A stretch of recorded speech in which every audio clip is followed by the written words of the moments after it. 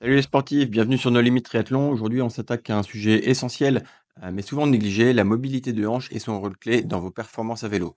Et on va voir ensemble ce que dit la science sur le lien entre mobilité, confort, économie de pédalage et prévention des blessures. Restez bien jusqu'au bout de la vidéo parce qu'à la fin de la vidéo, je vous donnerai deux tests simples pour évaluer votre mobilité et voir si vous pourriez améliorer vos performances en développant cette qualité essentielle. Mais avant ça, si vous aimez ces contenus et que vous cherchez à optimiser vos performances, pensez bien à vous abonner pour ne rien rater. Allez, c'est parti sur nos limites triathlon. Let's go!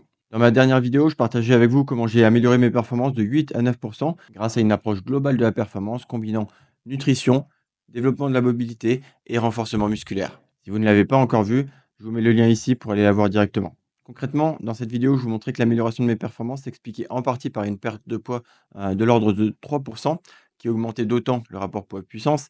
Mais donc sur les 8 à 9 d'augmentation de mes performances, il reste encore 5 à 6 de ces gains qui restent à expliquer. Et je suis convaincu que le développement de la mobilité des hanches y a joué un rôle clé et c'est ce qu'on va explorer aujourd'hui. Alors dans cette première partie, on va commencer par une petite définition. La mobilité, qu'est-ce que c'est? La mobilité, c'est la capacité d'une articulation à bouger sur une grande amplitude, mais c'est aussi être capable d'utiliser cette amplitude pour produire de la force et de la puissance.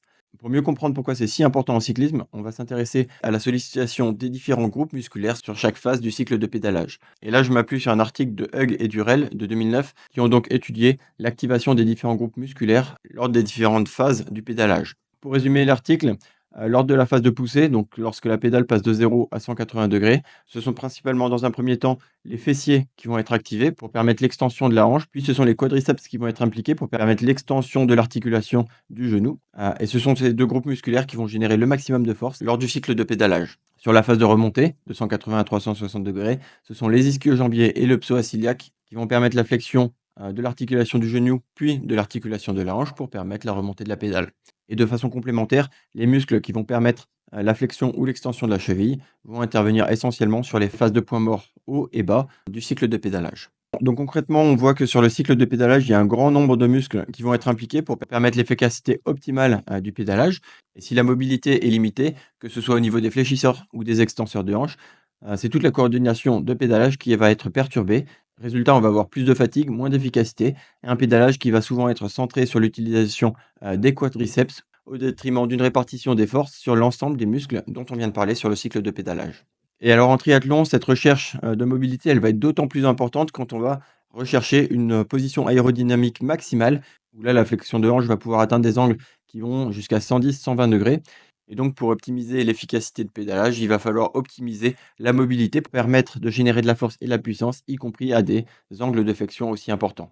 En parallèle, on peut noter qu'une mobilité réduite va engendrer des oscillations parasites sur la selle, avec un mauvais transfert des forces du tronc vers les pédales et cela va pouvoir augmenter le risque de douleur, voire de blessure au niveau du genou et également dans le bas du dos. Bref, la mobilité, elle impacte le coût énergétique, l'efficacité du transfert de force, le confort, mais aussi le risque de blessure, que ce soit au niveau du genou ou dans le bas du dos. Alors maintenant, on peut aller plus loin et s'intéresser à ce que nous dit la science sur l'impact de la mobilité sur la performance. Et c'est ce qu'on va voir dans cette nouvelle partie. Donc il faut savoir que la mobilité, c'est un sujet qui est encore très très peu étudié dans la littérature de la performance scientifique et notamment en vélo.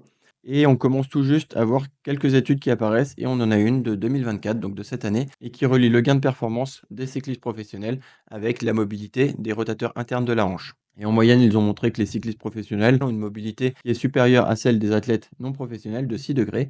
Et ils ont montré grâce à des simulations numériques que cette mobilité, elle joue un rôle clé dans l'économie de pédalage, avec une augmentation calculée de l'ordre de 2,5% sur l'économie de pédalage. Concrètement, cela signifie moins de fatigue pour un effort identique et un transfert de force beaucoup plus efficace. Bref, on est plus puissant et on se fatigue moins. Maintenant que vous êtes convaincu de l'importance du développement de sa mobilité articulaire, notamment au niveau des hanches, on arrive à la partie qui vous intéresse sans doute le plus, comment évaluer votre mobilité et savoir si oui ou non vous devez la développer. Donc pour ça, je vais vous proposer 2 approches différentes. La première approche, c'est l'évaluation de votre engagement musculaire. Concrètement, ce que je vous engage à faire sur une prochaine sortie, c'est de réaliser un effort intense, sur une, durée de l'ordre de 5 à 10 minutes et d'observer les muscles qui vont être sollicités. Concrètement, si vous sentez vos quadriceps qui brûlent, mais que vos fessiers, votre psoas et vos ischio-jambiers restent relativement indolores, cela peut signifier qu'ils sont principalement inactifs dans votre cycle de pédalage et que donc la sursollicitation, des quadriceps peut être liée à un manque de mobilité au niveau des fléchisseurs, et des extenseurs de hanches. Le deuxième test que je vous propose, c'est d'analyser différents symptômes, lors de vos sorties vélo. Le premier symptôme, c'est l'observation de douleurs après des sorties longues. Si vous avez des douleurs lombaires ou au niveau des genoux ou les deux, cela peut indiquer soit un manque de mobilité au niveau des articulations, de hanches ou des genoux, soit une mauvaise position, une mauvaise configuration de votre vélo. Alors si vous êtes intéressé pour avoir des routines permettant de développer sa mobilité, dites-le moi en commentaire s'il y a beaucoup de gens intéressés. Je me ferai un plaisir de vous faire une nouvelle vidéo sur le sujet. Le troisième test que je vous propose en bonus, c'est un test relativement facile à exécuter, mais qui n'est pas spécifique à la mobilité, qui va plutôt concerner l'ensemble de la coordination musculaire sur le cycle de pédalage.